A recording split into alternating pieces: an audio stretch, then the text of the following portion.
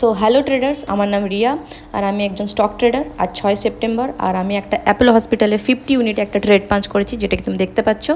আর technical ইস্যুর কারণে আমি চার্টটা রেকর্ড করতে পারিনি, বাট তাও আমি তোমাদের পোস্ট মার্কেটে কিছুটা এক্সপ্লেন করছি কোথায় কীভাবে আমি ট্রেডটা পাঞ্চ করেছি এবং কী স্ট্র্যাটেজিতে ট্রেডটা হয়েছে। বাট তার আগে একটা কথা বলে নিই, প্রতিদিন আমি কত টাকা প্রফিট করছি বা কত টাকা লস করছি সেটাও তোমাদের সাথে শেয়ার করব।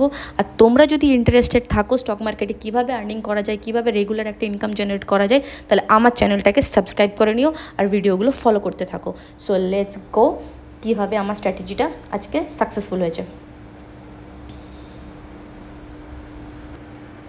সো আজকে তোমরা দেখতেই পাচ্ছ এটা অ্যাপোলো হসপিটালের শেয়ার।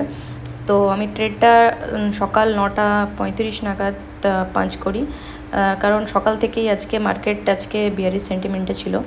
তো আমি যখন রিটেস্টিং করে ইএমের উপরে, তারপরেই আমি ট্রেডটা পাঞ্চ করি আর আমার উইদিন 20 মিনিটসে টার্গেটটা হিট হয়ে যায়।